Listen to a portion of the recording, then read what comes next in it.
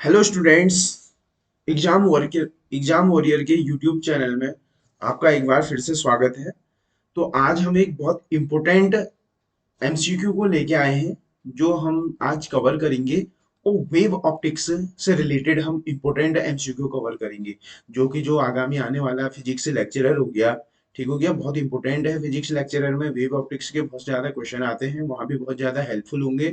और जो lab assistant और एनवायरमेंटल सुपरवाइजर की जो पोस्ट है, वहां पर भी ये जो एमसीक्यू है बहुत इंपॉर्टेंट होंगे। और एक्सपेक्टेड क्वेश्चन की सीरीज में क्या है, ये टॉप लिस्टेड में है। ठीक हो गया। तो शुरू कर रहे हैं। देखो, वेव ऑप्टिक्स से हम स्टार्ट करेंगे कि जो हमारे पास वेव ऑप्टिक्स होगा वहीं से हम शुरू करेंगे। ठीक है। तो पहला एमसीक्यू देखो आज का हम फर्स्ट एमसीक्यू शुरू कर रहे हैं। ठीक हो गया। तो फर्स्ट एमसीक्यू क्या कह रहा है, देखो फर्स्ट एमसीक्यू क्या कह रहा है।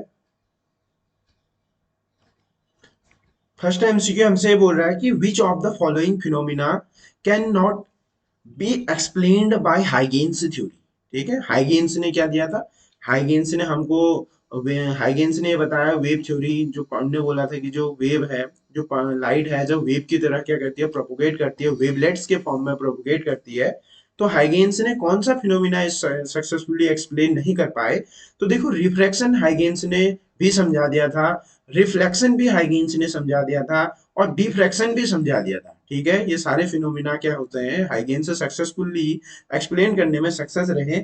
बट एक जो आता है, देखो इसमें बड़ा इंपॉर्टेंट है, पोलराइजेशन। ठीक है। ये पोलराइजेशन बहुत इंपॉर्टेंट है। पोलराइजेशन क्या होता है, हाइगेन्स की थ्योरी क्या नहीं कर पाई, एक्सप्लेन करने में क्या रही, सक्सेस नहीं रही। तो इसका करेक्ट आंसर क्या हो जाएगा, करेक्ट आंसर क्या हो जाएगा, polarisation not explained by Huygens theory. Clear. इसके बाद देखो सेकंड एमसीक्यू की ओर मूव कर रहे हैं, बड़े इंपॉर्टेंट एमसीक्यू है। हाइगेन्स प्रिंसिपल इज एप्लीकेबल टू। ठीक है। हाइगेन्स ने क्या कहा कि जो लाइट प्रोपोगेट करती है, the light propagate in the form of wave fronts, wave front के फॉर्म में यूज करते हैं। तो हाइगेन्स की जो थ्योरी है, हम इसे लाइट वेव में भी अप्लाई कर सकते हैं, और साउंड वेव के लिए भी हो सकता है, मैकेनिकल वेव के लिए भी हो सकता है। तो यहाँ जो हमारे पास जो इसका इस करेक्ट आंसर होगा, इसका क्या होगा, for all above wave. For all above wave के लिए हम क्या कर सकते हैं, हाइगेन्स के प्रिंसिपल को अप्लाई कर सकते हैं। ठीक हो गया। नेक्स्ट एमसीक्यू की ओर मूव कर रहे हैं। अब देखो, according to Huygens theory of secondary wavelets following can be explained. मैंने बताया था ना कि जो हाइगेन्स ने क्या बोला था, हाइगेन्स ने ये बोला था कि जो लाइट है, जो वेवलेट या वेव फ्रंट के फॉर्म में चलती है। ठीक है। तो हाइगेन्स ने हम क्या क्या समझा सकते हैं, देखो propagation of light in a medium भी समझा सकते हैं, रिफ्लेक्शन ऑफ लाइट भी समझा सकते हैं, रिफ्रैक्शन भी समझा सकते हैं। तो फिर से क्या हो जाएगा, इसका कौन सा ऑप्शन सही हो जाएगा, ऑप्शन नंबर 4 इसका क्या हो जाएगा, करेक्ट आंसर हो जाएगा। ठीक है। इन सब फिनोमिनास को हम क्या कर सकते हैं, हाइगेन्स की सेकेंडरी वेवलेट्स से हम क्या कर सकते हैं, इनको एक्सप्लेन कर सकते हैं। बड़े इंपॉर्टेंट एमसीक्यू है। देखो ये बहुत नेक्स्ट तो बहुत ज्यादा इंपॉर्टेंट एमसीक्यू है। Light has a wave nature. ठीक है। Light has a wave nature. Light को ऐसा हम वेव नेचर क्यों बोल रहे हैं, देखो, the light travel in the straight line, ये तो न्यूटन ने कॉर्पस्कुलर थ्योरी में हमको बताया। Light exhibit phenomena of reflection of refraction, ये एज अ पार्टिकल की तरह हम यूज कर सकते हैं इसको। ठीक हो गया। तो light exhibit the phenomena of interference, बहुत ज्यादा इंपोर्टेंट है। तो देखो, जो हमने वेव थ्योरी के अंदर हम क्या देखते हैं कि इंटरफेरेंस हो गया, डिफ्रैक्शन हो गया, पोलराइजेशन, इन फिनोमिनास को हम स्टडी करते हैं। और इन फिनोमिनास को हम एज अ लाइट को एज अ वेव ट्रीट करते हुए हम क्या करते हैं, एक्सप्लेन करते हैं। ठीक हो गया। तो इसका करेक्ट आंसर क्या हो जाएगा, light exhibit phenomena of interference. ठीक। तो light exhibit phenomena, photo electric effect, exam में कभी कभी ये भी आ जाता है। तो जो फोटो इलेक्ट्रिक इफेक्ट है, उसको हम किससे समझाते हैं, पार्टिकल नेचर ऑफ, ये भी पता होना चाहिए, particle nature of light. Particle nature of light से हम लाइट को एज ए पार्टिकल ट्रीट मानते हुए हम क्या करते हैं, फोटो इलेक्ट्रिक इफेक्ट को एक्सप्लेन करते हैं। क्लियर हो चुका है, क्लियर, गेटिंग द पॉइंट। अब इसके बाद देखो फोर्थ एमसीक्यू की ओर मूव कर रहे हैं। ठीक है। फिफ्थ एमसीक्यू की ओर मूव कर रहे हैं।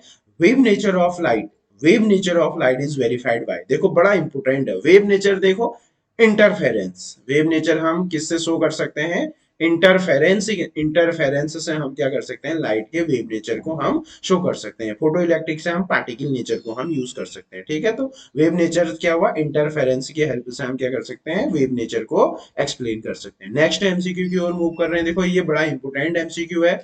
The energy in the phenomena of interference. Generally जो इंटरफेरेंस होता है हमारे पास, सपोज दैट ये मेरे पास कोई एक ये वेव है मेरे पास, और एक ये अनदर वेव है, इन दोनों का ये एम्पलीट्यूड है, ठीक हो गया। तो जब मुझको, अगर मैं इनके रिजल्टेंट एम्पलीट्यूड की बात करूंगा, क्योंकि ये दोनों वेव क्या हैं, सेम फेज में है, तो जो मैं इनको रिजल्टेंट एम्पलीट्यूड मिलेगा, तो ये रिजल्टेंट एम्पलीट्यूड क्या मिलेगा बोलो, ये हमको ज्यादा मिलेगा, ठीक है, ग्रेटर अमाउंट में मिलेगा, क्योंकि दोनों सेम फेज में है।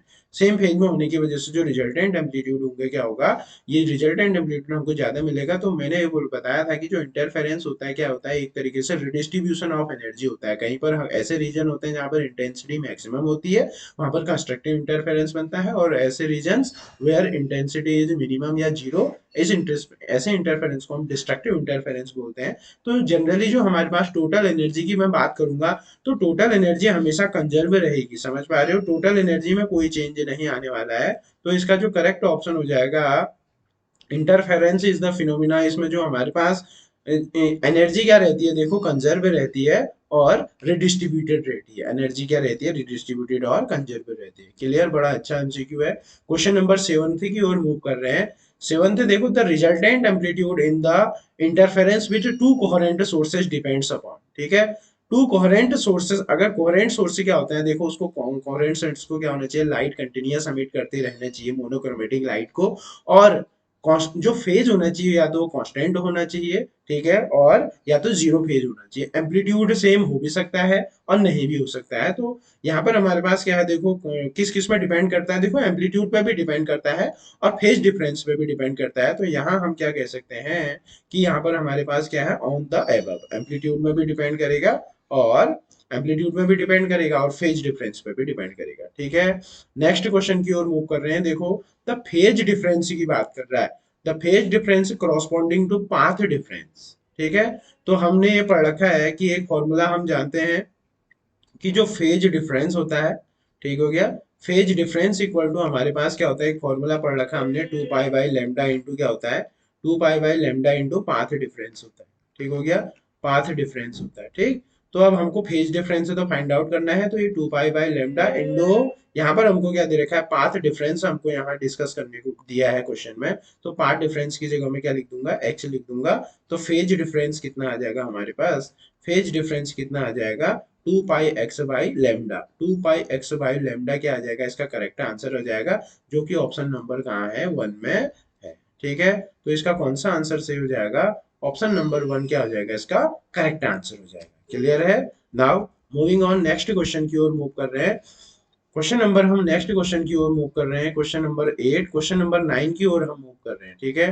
क्वेश्चन नंबर देखो 9, क्वेश्चन नंबर 9 क्या है, the coherent sources of light produces constructive interference when phase difference, हमेशा याद रखना, कंस्ट्रक्टिव इंटरफेरेंस के लिए जो फेज डिफरेंस होना चाहिए, क्या होना चाहिए, 2 पाई होना चाहिए, क्या होना चाहिए, 2 पाई होना चाहिए, तभी हमको constructive interference means in maximum intensity और मैक्सिमम एम्पलीट्यूड मिलेगा स्क्रीन पर, ठीक है।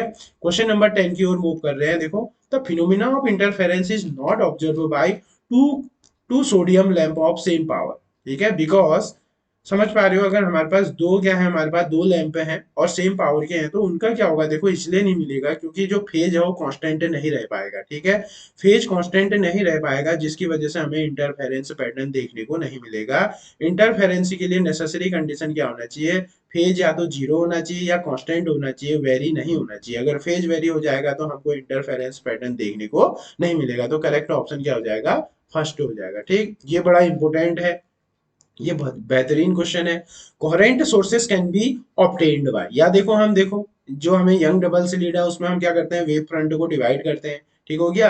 या जब हम क्या करेंगे, या जो इंटरफेरेंस बाय थिन फिल्म, उसका हम वहां क्या करते हैं, एम्पलीट्यूड को डिवाइड करते हैं। तो यहाँ पर हमारे पास क्या हो जाएगा, करेक्ट ऑप्शन क्या हो जाएगा, कि जो हम कोहेरेंट सोर्स को ऑब्टेन कर सकते हैं, या तो हम डिवीजन ऑफ एम्पलीट्यूड से कर सकते हैं, और या तो डिवीजन ऑफ वेव फ्रंट से कर सकते हैं। तो option number 3 is the correct answer.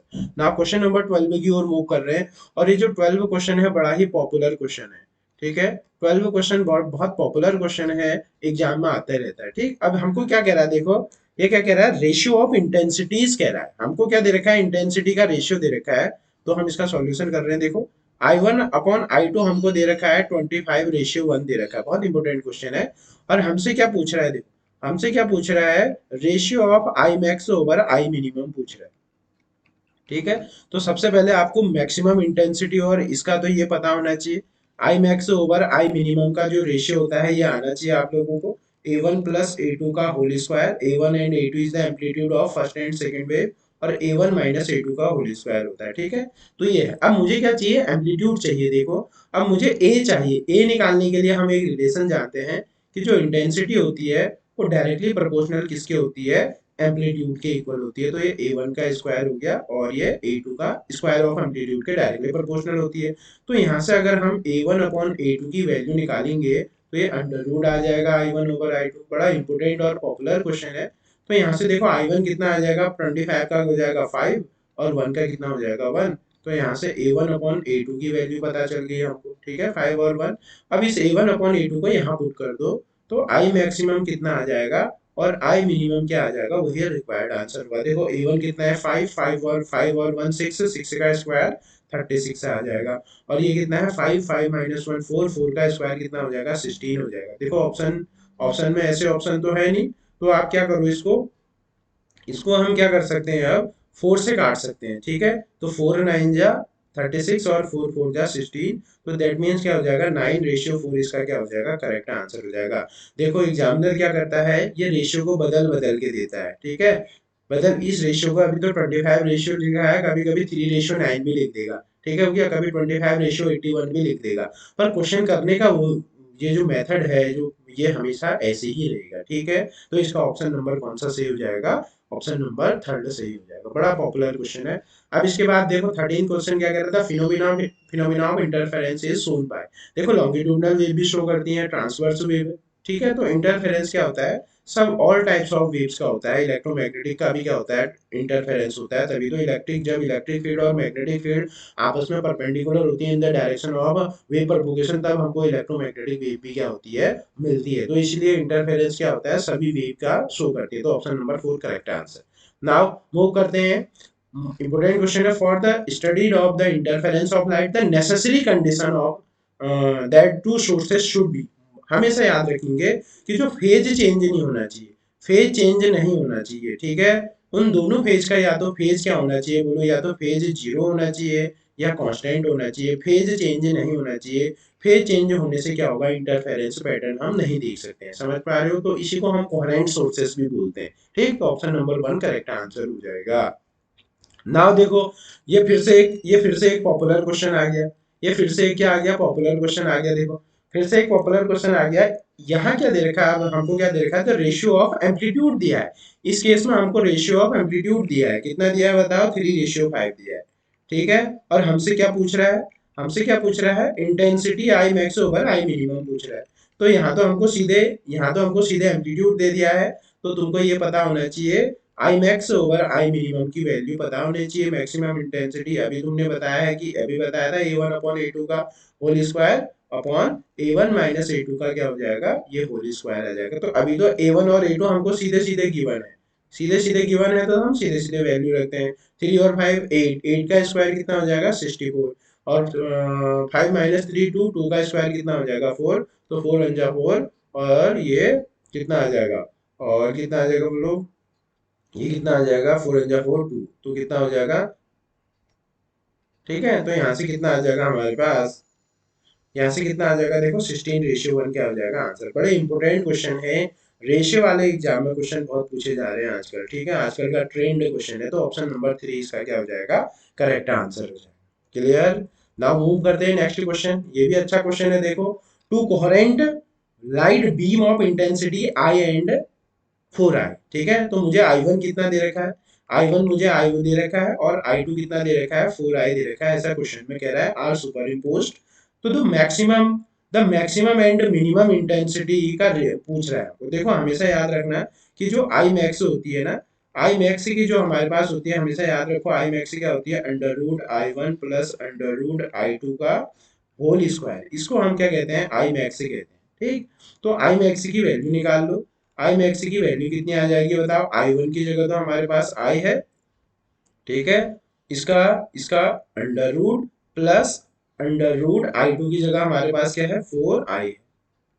ठीक है, इसका होल स्क्वायर। ठीक, अब आप क्या करोगे बताओ, इसका होल स्क्वायर ओपन कर लो, ए स्क्वायर का मतलब ए स्क्वायर, और इसका जब बी स्क्वायर करोगे तो 4i आ जाएगा, प्लस क्या करोगे 2ab, 2a, और ये कितना आ जाएगा, ये आ जाएगा 2ab आ जाएगा। ठीक है, तो ये 5i हो जाएगा, और ये 4, और ये 5i, और यहाँ से आ जाएगा 4i, तो यहाँ से कितना आ जाएगा बताओ, ये आ जाएगा 5i, ये तो आ जाएगा 5i, प्लस ये यहाँ से 2 और यहाँ से 2, 4, और आई स्क्वायर, आई स्क्वायर का आई आ जाएगा, तो 4i आ जाएगा, 4i आ जाएगा, इसका मतलब 9i आ जाएगा। ठीक है, आई मैक्सिमम तो कितनी आ गई बताओ, 9। अब मुझे क्या निकालनी है बताओ, आई मिनिमम निकालनी है। आई मिनिमम कितनी होती है बताओ, under root i1 minus under root i2 का होल स्क्वायर होता है, मिनिमम होती है। कभी कभी रेशियो भी पूछ लेता है, तो जब तुम इस यहाँ क्या करोगे, i1 कितना है, I under root I minus under root 4i का होल स्क्वायर। क्लियर, ये आ जाएगा। जब तुम a माइनस बी ओपन करोगे तो यहाँ बीच में माइनस आ जाएगा, देखो 5i माइनस 4i आ जाएगा, दैट मीन्स कितना आ जाएगा, i आ जाएगा। तो i मैक्सिमम पहले पूछ रहा है, देखो मैक्सिमम पहले पूछ रहा है, तो मैक्सिमम 9i और i आंसर होना चाहिए, 9i और i, 9i और i इज द, जो कि कौन सा ऑप्शन है हमारे पास, ऑप्शन नंबर क्या है, फोर्थ, इसका क्या हो जाएगा, करेक्ट आंसर हो जाएगा। ठीक है, बड़ा अच्छा क्वेश्चन है ये भी। ठीक है, ये भी अच्छा क्वेश्चन है। तो नाउ क्वेश्चन नंबर 17 की ओर मूव कर रहे हैं। देखो क्वेश्चन नंबर 17 अभी जो मैंने जस्ट डिस्कस किया था, क्वेश्चन नंबर 17 क्या कह रहा है, देखो मैक्सिमम इंटेंसिटी पूछ रहा है। मैक्सिमम इंटेंसिटी अभी मैंने बताई थी ना, जो ऊपर वाले क्वेश्चन में, इससे प्रीवियस क्वेश्चन में हमने डिस्कस किया था। मैक्सिमम इंटेंसिटी कितनी हो जाएगी, root under under root i1 plus under root i2 का होल स्क्वायर। अगर मिनिमम पूछता तो under root i1 minus under root i2 का होल स्क्वायर। ठीक है, क्वेश्चन नंबर 17 हो गया। क्वेश्चन नंबर 18 देखो, soap bubble appears colour due to the phenomena of, phenomena देखो होता तो इंटरफेरेंस, अब इंटरफेरेंस के भी अंदर पूछ रहा है, तो वहां जनरली जो यहाँ जो ये क्या होता है, एम्पलीट्यूड का क्या होता है, एम्पलीट्यूड डिवीजन होता है इसमें। ठीक है, एम्पलीट्यूड डिवीजन क्या हो जाएगा, ड्यू टू इंटरफेरेंस भी इसका ऑप्शन होता है, और इंटरफेरेंस में किसकी वजह से होता है, due to division of amplitude, तो ऑप्शन नंबर 2 करेक्ट हो जाएगा। क्लियर। नाउ 19 क्वेश्चन की ओर मूव कर रहे हैं, ये भी बड़ा इंपोर्टेंट क्वेश्चन है, कोहेरेंट सोर्सेस से एग्जाम में 100% एक क्वेश्चन आता है। To sources of light emit light of the, देखो टू कोहेरेंट सोर्स को क्या होना चाहिए, सेम फ्रीक्वेंसी की लाइट एमिट करनी चाहिए, और कांस्टेंट फेज होना चाहिए, वेरी नहीं करना चाहिए, तो ऑप्शन नंबर क्या हो जाएगा, 4 इसका करेक्ट आंसर हो जाएगा। ठीक है, नाउ क्वेश्चन नंबर 20 की ओर मूव कर रहे हैं। अब देखो सबसे पहले जो इंटरफेरेंस, इंटरफेरेंस को सबसे पहले क्या किया गया, एक्सपेरिमेंटली डिमोन्स्ट्रेट किया गया, वो यंग्स ने किया गया। ठीक है, यंग्स ने इसके लिए YDSC क्या किया, एक्सपेरिमेंट परफॉर्म किया। ठीक, तो in Young's experiment if the amplitude of interfering wave are unequal, अगर देखो एम्पलीट्यूड अगर इक्वल अनइक्वल होगा तो इंटेंसिटी भी क्या हो जाएगी, इंटेंसिटी भी डिक्रीज करती होगी, तो जिसकी वजह से क्या होगा, जो फ्रिंज ब्राइट और डार्क के बीच में क्या होगा, कॉन्ट्रास्ट देखने को मिल रहा होगा, वो हमको क्या मिलेगा, डिक्रीज हो जाएगा। ठीक है, तो ऑप्शन नंबर 1 क्या हो जाएगा, इसका करेक्ट आंसर हो जाएगा। Clear, 20 question. नाउ मूव करते हैं 21 क्वेश्चन की ओर। Young's experiment proves that which of the following fact, Young's ने क्या बताया, यंग्स ने हमको ये बताया कि जो हमारे पास, यंग्स ने ये बताया कि जो light made up of wave, light कहाँ किससे मिली रहती है, यंग्स ने हमको वेव नेचर के बारे में, light is a concept, light is a wave, wave nature को प्रूव किया है इसने, तभी इंटरफेरेंस, डिफ्रैक्शन और पोलराइजेशन को समझा पाए हम, जब लाइट को हमने एज अ वेव ट्रीट करा, तो ऑप्शन नंबर 2 इसका करेक्ट आंसर हो जाएगा। नाउ क्वेश्चन नंबर 22 की ओर मूव कर रहे हैं। In YDSC, in Young's double slit experiment bright fringes are, हमेशा याद रखोगे कि जो यंग्स डबल स्लिट क्या होता है, देखो ये हमारे पास पोजीशन ऑफ सेंटर से होगी, और ये इंटेंसिटी का बीच के अगर तुम कर्व बनाओगे तो हमेशा याद रखोगे कि यहाँ जो हमारे पास ये जो इंटेंसिटी आती है ना, ये जो इंटेंसिटी आती है बिल्कुल सेम आती है, इसमें बिल्कुल कोई चेंजेस नहीं होते हैं। ठीक है, इंटेंसिटी जो आती है हमारे पास, ब्राइट डार्क, ये जो इंटेंसिटी का जो हमारे पास ब्राइट हो चाहे डार्क हो, सेंटर पर हमेशा ये ब्राइट बनेगा, ये डार्क बनेगा, ये ब्राइट बनेगा, ये डार्क बनेगा। ठीक है, तो यहाँ जो इंटेंसिटी जो हमारे पास ब्राइट फ्रिंजेस होती हैं, हमेशा क्या रहती है, इक्वल, उनकी विड्थ भी इक्वल होती है, और उनकी इंटेंसिटी भी क्या होती है, सेम होती है, तो ऑप्शन नंबर क्या हो जाएगा, थर्ड इसका क्या हो जाएगा, करेक्ट आंसर हो जाएगा। क्लियर, नाउ क्वेश्चन नंबर 22 की ओर मूव कर रहे हैं। देखो बड़ा पॉपुलर क्वेश्चन है ये भी। ये रेशियो वाले क्वेश्चन, देखो रेशियो वाले क्वेश्चन बड़े एग्जाम में आते हैं। ये भी पॉपुलर क्वेश्चन है, 5 स्टार दे देते हैं इसको। ठीक है ये। अब क्या कह रहा है देखो, in Young double slit experiment if the width की बात कर रहा है। अब विड्थ का रेशियो दिया है, देखो तुमको किसका दे रखा है, विड्थ W1 और W2 का रेशियो दिया है 491। ठीक है, द रेशियो ऑफ इंटेंसिटी वही पूछ रहा है, देखो बार बार वही क्वेश्चन आ रहा है बदल बदल के। आई मिनिमम, ठीक है ये निकालना है। तो एक चीज हमको पता होनी चाहिए कि जो इंटेंसिटी होती है ना, intensity is directly proportional to width के होती है, सीडी टू विड्थ के डायरेक्टली प्रोपोर्शनल होती है। ठीक है, तो मैं इसको क्या लिख रहा हूँ देखो, जो हमारे पास क्या होती है, जो इंटेंसिटी होती है पहले, और ये डायरेक्टली प्रोपोर्शनल होगी सीडी टू विड्थ के, क्योंकि मुझे मैक्सिमम निकालना है तो एम्पलीट्यूड चाहिए होगा। तो यहाँ की ये जो इंटेंसिटी होती है डायरेक्टली प्रोपोर्शनल होगी किसके, स्क्वायर ऑफ एम्पलीट्यूड के। तो मैं इन दोनों को कंपेयर कर लेता हूँ, क्योंकि मुझे तो एम्पलीट्यूड चाहिए ना। तो यहाँ से A1/A2 की वैल्यू निकाल लेता हूँ मैं, अंडर रूट ओमेगा 1 W1 और W2 one is the W1 is the slit width of first wave और सेकंड, और ये सेकंड की हो जाएगी। तो यहाँ से कितना आ जाएगा बताओ, ये A1/A2 आ जाएगा। A1/A2 कितना आ जाएगा, 2/3 आ जाएगा। कितना आ जाएगा, अंडर रूट हो गए तो 2/3। अब देखो I max over I minimum जानते हो आप, आई मैक्सिमम की वैल्यू कितनी आ जाएगी बताओ, और आई मिनिमम की वैल्यू कितनी आ जाएगी। आई मैक्सिमम बताया था मैंने अभी, A1 + A2 का होल स्क्वायर, और जो आई मिनिमम क्या हो जाएगा, A1 - A2 का होल स्क्वायर। देखो A1 + A2 करो, 2 3 5, 5 का स्क्वायर 25 आ जाएगा, और 3 - 2 1, 1 का स्क्वायर 1। तो इसका क्या आ जाएगा ऑप्शन, 25:1 आ जाएगा। बहुत बेहतरीन और बहुत ही पॉपुलर क्वेश्चन है एग्जाम के पॉइंट ऑफ व्यू से। तो ऑप्शन नंबर क्या हो जाएगा, 25:1 इसका करेक्ट आंसर हो जाएगा। क्लियर। नाउ मूव करते हैं क्वेश्चन नंबर 24 की ओर। अब देखो डिफ्रैक्शन, डिफ्रैक्शन जो हमारे पास क्या होता है, डिफ्रैक्शन ऑफ लाइट, एक चीज यहाँ से ध्यान से सीख लेंगे कि जो डिफ्रैक्शन क्या होता है हमारे पास, bending of light through sharp edges. ठीक है, लाइट का कॉर्नर से टकरा के क्या होता है, मुड़ जाना, उसी को हम क्या कहते हैं, डिफ्रैक्शन कहते हैं। और डिफ्रैक्शन को भी हम क्या कर सकते हैं, वेव नेचर ऑफ लाइट से एक्सप्लेन करते हैं। वेव नेचर ऑफ लाइट से हम क्या करते हैं, इसको एक्सप्लेन करते हैं।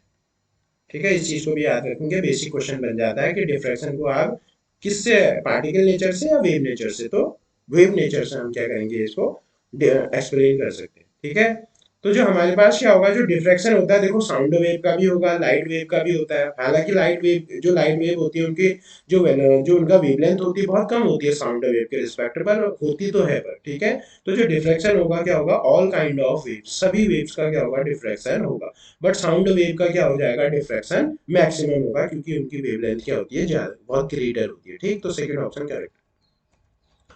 ठीक, नाउ क्वेश्चन नंबर 23। नाउ ये क्वेश्चन नंबर 24, ये कौन सा क्वेश्चन था, ये क्वेश्चन नंबर क्या हो गया, 24।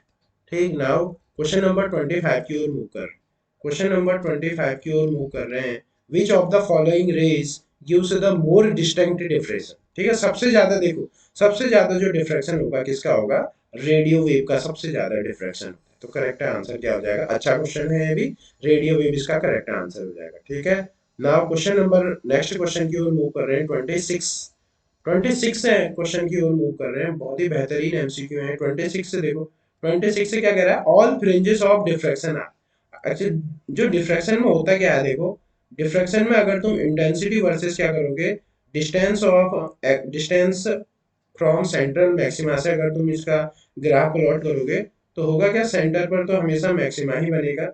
पर जैसे जैसे हम सेंटर से दूर जाते रहेंगे, तो ये जो इंटेंसिटी होती है, ये क्या होती जाती है, ये डिक्रीज होती जाएगी। ये सेंटर से जैसे जैसे दूर जाओगे, ये इंटेंसिटी डिक्रीज होती जाती है। ठीक है, तो हमेशा याद रखेंगे, all fringes of diffraction are क्या होगा, सेम हो नहीं सकता है, सेम विड्थ हो नहीं सकता है। तो ये इसका जो करेक्ट आंसर होगा क्या हो जाएगा, अनइक्वल विड्थ हो जाएगा। ठीक है, अनइक्वल विड्थ इसका करेक्ट ऑप्शन हो जाएगा। तो 26। नाउ क्वेश्चन नंबर 27 की ओर मूव कर रहे हैं। क्वेश्चन नंबर 27 देखो, light wave do not travel strictly in straight line. ठीक है, जो लाइट वेव है वो सीधी रेखा में नहीं चल सकती है, किसको हमने, इस फिनोमिना को क्या कहते हैं, डिफ्रैक्शन ऑफ लाइट कहते हैं। ठीक है, लाइट का कॉर्नर्स या शार्प एजेस से बेंड हो जाना ही क्या होता है, डिफ्रैक्शन कहते हैं। लाइट का शैडो रीजन में एंटर कर जाना ही फिनोमिना को हम डिफ्रैक्शन कहते हैं। तो करेक्ट ऑप्शन 2 हो जाएगा। ठीक है, नाउ क्वेश्चन नंबर 28 की ओर मूव कर रहे हैं। क्वेश्चन नंबर 28 क्या है देखो, diffracted fringes obtained from the slit aperture. अभी बताया था मैंने, ऊपर ग्राफ बनाया था, इंटेंसिटी सेम नहीं होती है स्लिट विड्थ, ये क्या हो जाएगा, नॉन यूनिफॉर्म विड्थ होती है। ठीक है, सेंटर से जितनी दूर जाओगे तो इंटेंसिटी डिक्रीज होती रहती है, तो करेक्ट ऑप्शन क्या हो जाएगा, non uniform width and non uniform intensity. Intensity decrease होते जाती है जैसे जैसे तुम सेंट्रल मैक्सिमा से दूर जाते रहते हो, तो option number 4 is the correct answer. Now question number हम 29 की ओर देखो, क्वेश्चन नंबर 29 की ओर मूव कर रहे हैं, फ्रॉनहोफर डिफ्रैक्शन। ठीक है, अब देखो फ्रॉनहोफर डिफ्रैक्शन कह रहा है, obtained by a single slit aperture the value of path difference. ठीक है, मिनिमा। ठीक है, मिनिमा की बात कर रहे हैं। देखो जो डिफ्रैक्शन होता है इंटरफेरेंस का जस्ट अपोजिट होता है। जो कंडीशन इंटरफेरेंस में मैक्सिमा की थी वो डिफ्रैक्शन में मिनिमा की बन जाए। ठीक है, तो जो अगर हम बात करें कि जब हमारे पास पाथ डिफरेंस इंटरफेरेंस में एन लैम्डा होता था तो हमको वहां ब्राइट फ्रिंज मिलती थी। तो यहाँ डिफ्रैक्शन में ब्राइट को हम मैक्सिमम बोलते हैं और डार्क को मिनिमम बोलते हैं। तो यहाँ मैंने बोला था कि जो डिफ्रैक्शन है उसमें इंटरफेरेंस है, डिफ्रैक्शन में क्या होता है, इंटरफेरेंस का रिवर्स हो जाता है। तो वहां इंटरफेरेंस में ये ब्राइट ब्राइट फ्रिंज की कंडीशन थी, तो डिफ्रैक्शन में क्या हो जाएगा, ये डार्क या मिनिमा की कंडीशन हो जाएगी। ये क्लियर हो गया। ठीक, अगर यही तुमसे क्या पूछता हो, यहीं पे एक और क्वेश्चन पुट अप कर देता कि मैक्सिमा के लिए कंडीशन बताओ, तो मैक्सिमा के लिए क्या हो जाता है बताओ, मैक्सिमा के लिए क्या कंडीशन हो जाएगा, मैक्सिमा के लिए यहाँ क्या कंडीशन होगा, मैक्सिमा के लिए अगर हम बात करेंगे, ये मिनिमा की बात कर रहे हैं, मिनिमा में हमारे पास, तो यहाँ मैक्सिमा में क्या हो जाएगा, 2n+1 लैम्डा। ठीक है, 2n+1 भी लिख सकते हो, पाथ डिफरेंस पूछ रहा है तो यहाँ पर मैक्सिमा के लिए क्या हो जाएगा, इतना पाथ डिफरेंस हो जाएगा हमारे पास।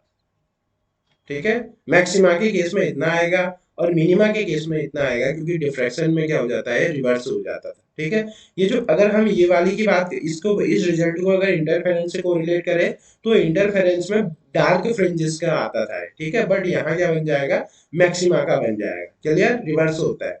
Question number 29। अब नाउ क्वेश्चन नंबर 30 भी इंपॉर्टेंट क्वेश्चन है। क्वेश्चन नंबर 30 क्या कह रहा है, the phenomena of diffraction of light can be explained bye. तो ये एक इसको डायरेक्ट याद रखेंगे, ग्रीमाल्डी ने क्या किया था इसको, ग्रीमाल्डी ने इसको डिस्कवर किया था। अगर तुमसे क्वेश्चन आ जाए कि एक्सप्लेन किसने किया, एक्सप्लेन किसने किया, तो फिर किसने किया, एक्सप्लेन किसने किया, फ्रेजनेल ने इसको क्या किया, एक्सप्लेन किया। एक्सप्लेन किसने किया, फ्रेजनेल ने, और डिस्कवर किसने किया, ग्रीमाल्डी ने इसको डिस्कवर कर। ठीक है, नाउ मूव करते हैं 31 क्वेश्चन की ओर। ठीक है, 31 क्वेश्चन की ओर मूव कर रहे हैं, 31 क्वेश्चन की ओर मूव कर रहे हैं, diffraction of sound wave more evident than that of the. ठीक हो गया, साउंड वेव देखो अगर डीजे कहीं बज रहा होता है तो हमारे घर तक आवाज आती है, तो इसका मतलब जो साउंड वेव होती है उनकी वेवलेंथ क्या होती है, बहुत बहुत ग्रेटर होती है। और उस अमाउंट वेवलेंथ ऑफ साउंड की जो वेवलेंथ है, वेवलेंथ के ऑर्डर के हमारे पास क्या होते हैं, बहुत ज्यादा ऑब्जेक्ट होते हैं। तो जब लाइट उन ऑब्जेक्ट से क्या करती है, उनमें क्या करती है, फॉल करती है, तो लाइट क्या हो जाती है, बेंड हो जाती है। ठीक हो गया, तो हमेशा याद रखोगे अगर डिफ्रैक्शन अगर अच्छा चाहते हो तो साइज ऑफ अपर्चर किसके इक्वल होना चाहिए, वेवलेंथ के इक्वल होना चाहिए, तो डिफ्रैक्शन क्या होगा, मोर होगा। ठीक, तो यही रीजन है, ऑप्शन नंबर 1 करेक्ट हो जाएगा। ठीक, नाउ मूव करते हैं 31 क्वेश्चन की ओर। Which of the following can not polarised. देखो ये रेडियो वेव, अल्ट्रा, ये सब पोलराइज होती हैं, जो इसका करेक्ट आंसर हो जाएगा, ये करेक्ट आंसर हो जाएगा फोर्थ। अल्ट्रासोनिक वेव क्या होती है, ये पोलराइज्ड नहीं होती। क्लियर, नाउ मूव करते हैं क्वेश्चन नंबर 32 की ओर मूव कर रहे हैं। द ट्रांसवर्स ने, बड़ा इंपोर्टेंट है, बड़ा इंपोर्टेंट है, एग्जाम में आया हुआ अभी, transverse nature of light shown by. ठीक है, ट्रांसवर्स नेचर क्या होता है, पोलराइजेशन ने हमको क्या बताया कि जो लाइट होती है वो ट्रांसवर्स नेचर की होती है। ठीक है, तो ऑप्शन नंबर 3 इसका करेक्ट आंसर हो जाएगा। नाउ क्वेश्चन नंबर 33 की ओर मूव कर, क्वेश्चन नंबर 33 की ओर मूव कर रहे हैं। In a single slit from open diffraction which type of wave front is required. ठीक है, तो अगर हम बात करें, ये मेरे पास क्या हो गया, देखो सोर्स हो गया, फ्रॉम ओपन डिफ्रैक्शन की बात करें, ये सोर्स हो गया और ये स्लिट हो गया और ये स्क्रीन हो गई। ये तो मेरे पास क्या होगी, ये स्लिट हो गई और ये क्या हो जाएगा, स्क्रीन हो जाएगा। ठीक, तो यहाँ ध्यान से देखो कि जो सोर्स से स्क्रीन की डिस्टेंस कितनी होती है, इनफाइनाइट होती है। तो जब मैंने ये बताया था कि when source is situated at infinite distance then the nature of wave front is plane wave front, तब क्या बन जाएगा, प्लेन वेव फ्रंट बन जाएगा। ठीक है, क्लियर। तो ऑप्शन नंबर डी इसका क्या हो जाएगा, correct answer. Now question number 34 की ओर मूव कर रहे हैं। क्वेश्चन नंबर 34 क्या कह रहा है, पोलराइजर। पोलराइजर का हम यूज करते हैं अनपोलराइज्ड लाइट को पोलराइज्ड लाइट में कन्वर्ट करने के लिए। तो जो कि ऑप्शन नंबर क्या है, 2 में क्या है, करेक्ट ऑप्शन क्या हो जाएगा, ऑप्शन नंबर 2 इसका करेक्ट ऑप्शन हो जाएगा, produce polarised light. Clear. Now question number 35 की ओर मूव कर रहे हैं। क्वेश्चन नंबर 35 देखो, ये भी इंपॉर्टेंट है, ये भी बड़ा इंपॉर्टेंट है। देखो अपोजिट क्वेश्चन आ गया, the transverse nature of light shown by. बताया था ट्रांसवर्स नेचर कौन शो करता है, वो तो ट्रांसवर्स नेचर कौन शो करेगा, पोलराइजेशन ऑफ लाइट। ठीक है। इंटरफेरेंस ने हमको बताया कि स्क्रीन में ब्राइट की कंडीशन क्या होगी, डार्क की कंडीशन क्या होगी। डिफ्रैक्शन ने हमको बताया, डिफ्रैक्शन ने हमको बताया स्क्रीन में मैक्सिमा कब बनेगा और मिनिमा कब बनेगा। बट पोलराइजेशन ने हमको वेव नेचर के बारे में बताया, और पोलराइजेशन ने प्रूव करके दिखा दिया कि जो लाइट वेव होती है वो क्या होती है, क्या होती है, ट्रांसवर्स इन नेचर होती है। ठीक है, क्वेश्चन नंबर 35। ठीक है। Now question number 36 very very important. Question number 36 very very important. ठीक है, बड़ा अच्छा क्वेश्चन है। ठीक है, ये क्या कर रहा था, एंगल ऑफ पोलराइजेशन हमको क्या दिया है, देखो आईपी दे रखा है, आईपी इक्वल टू 60 डिग्री दे रखा है। हमसे क्या कह रहा है, आईसी पूछ रहा है, क्रिटिकल एंगल पूछ रहा है। तो इसके लिए आपको दो दो कॉन्सेप्ट आना चाहिए। कॉन्सेप्ट नंबर 1 क्या आना चाहिए, कॉन्सेप्ट नंबर 1 आपको ब्रूस्टर लॉ आना चाहिए। तो जो ब्रूस्टर लॉ क्या कहता है, जो 10 आईपी होता है वो रिफ्रैक्टिव इंडेक्स के इक्वल होता है। ठीक, अब यहाँ से मैं रिफ्रैक्टिव इंडेक्स की वैल्यू निकाल देता हूँ, ये म्यू आ जाएगा। ठीक, तो 1060 कितना हो जाएगा, यहाँ से मेरे को म्यू की वैल्यू पता चल गई, 1060 कितना होता है, √3 होता है। √3 मतलब 1.7 के आसपास इसका रिफ्रैक्टिव इंडेक्स आ जाएगा। अब मेरे से क्या पूछ रहा है, क्रिटिकल एंगल पूछ रहा है। तो हम एक फॉर्मूला जानते हैं, देखो रे ऑप्टिक्स का, रे ऑप्टिक्स में हम एक फॉर्मूला जानते हैं कि जो साइन आईसी होता है, IC is the critical angle, वो किसके इक्वल होता है, 1/म्यू रिफ्रैक्टिव इंडेक्स। इन दोनों में रिलेशन होता है रिफ्रैक्टिव इंडेक्स और क्रिटिकल एंगल में। अब यहाँ से हमको क्या निकालना है, बोलो, यहाँ से हमको क्या निकालना है, आईसी निकालना है। तो आईसी इक्वल टू कितना हो जाएगा बताओ, साइन इनवर्स से कितना हो जाएगा, 1/म्यू हो जाएगा। तो आईसी इक्वल टू जो करेक्ट आंसर आएगा, साइन इनवर्स कितना हो जाएगा, 1/√3। ठीक है, साइन इनवर्स 1/√3। तो कौन सा ऑप्शन सही है बताओ, कौन सा ऑप्शन है सही बताओ, साइन इनवर्स 1/√3। तो मुझको ये ऑप्शन नंबर 4 क्या है, करेक्ट नजर आ रहा है। तो ऑप्शन बड़ा इंपॉर्टेंट क्वेश्चन है, इंपॉर्टेंट क्वेश्चन है, सुपर क्वेश्चन है, इंपॉर्टेंट क्वेश्चन है, सुपर क्वेश्चन है, एग्जाम में आने की पूरे पूरे चांस। ठीक है, तो क्वेश्चन नंबर क्या, इसका आंसर क्या हो जाएगा, फोर बड़ा, दो कॉन्सेप्ट यूज हो रहे हैं। ठीक है, नाउ मूव करते हैं next question, question number 36। Now question number 37, question number 37, which of the following can not be polarised. ठीक है, अभी बताया था मैंने कौन सी वेव, अल्ट्रासोनिक। ठीक है, अल्ट्रासोनिक वेव्स क्या हो सकते हैं, इनको हम पोलराइज नहीं कर सकते। ठीक, क्वेश्चन नंबर 37, क्वेश्चन नंबर 38 देखो, क्वेश्चन नंबर 38, क्वेश्चन नंबर 38 क्या होगा, through which character we can distinguish the light wave from sound wave. ठीक है, तो जो लाइट वेव होती है, देखो ये क्या होती है, ट्रांसवर्स इन नेचर होती है, ट्रांसवर्स इन नेचर होती है लाइट वेव। क्लियर। और जो साउंड वेव होती है कैसी होती है, लॉन्गिट्यूडिनल, लॉन्गिट्यूडिनल वेव होती है। ठीक है, तो इन दोनों में सबसे इंपॉर्टेंट है कि जो ट्रांसवर्स वेव होती है ना, वो पोलराइजेशन को शो करती है। ठीक है, तो इसकी हेल्प से हम क्या कर सकते हैं, इन दोनों फिनोमिना को हम इनमें डिफ्रेंशिएट कर सकते हैं। ठीक है, बड़ा इंपॉर्टेंट एमसीक्यू है, मोस्ट इंपॉर्टेंट एमसीक्यू है 38। नाउ 39 क्वेश्चन की ओर मूव कर रहे हैं। 39 क्या कह रहा है, refractive index of a material is equal to the, ये म्यू इक्वल टू किसके इक्वल कह रहा है, 10 आईपी। ये किसने किसने बताया हमको बताओ, ये हमने ब्रूस्टर्स लॉ भी कहते हैं इसको। ठीक है, इसको हम क्या कहेंगे, ब्रूस्टर्स लॉ भी कहते हैं। 39 क्वेश्चन नंबर। ठीक है, नाउ तो ये आज हमने क्या देखे, ये वेव ऑप्टिक्स के बड़े मोस्ट इंपोर्टेंट और एक्सपेक्टेड क्वेश्चन को आज हमने डिस्कस किया। ठीक है, जनरली ये क्वेश्चन ऐसे क्वेश्चन है जो बार बार रिपीट होते रहते हैं, रिपीट होते रहते हैं। ठीक है, इन क्वेश्चन को आप एक बार जरूर अपने हाथ से इनको डेफिनेटली सॉल्व करेंगे, तो जो एग्जाम में होगा कॉन्सेप्ट क्लियर के साथ जाओगे तो डेफिनेटली क्या होगा, अच्छे मार्क्स आएंगे एग्जाम में। ठीक हो गया। तो इसी तरीके की मैं सीरीज लेते इसी तरीके से जो हम ये सीरीज है इसको मैं लेते आऊंगा आपके लिए पर्टिकुलर चैप्टर से। ठीक हो गया। तो इससे क्या होगा, आपका जो सक्सेस का जो रेट होगा या जो सक्सेस का जो रेट बोल सकते हैं उसको, जो चांस बोल सकते हो, कहीं ना कहीं क्या होगा, इनहेंस हो। क्लियर। तो आज के लिए इतना ही। Thank you.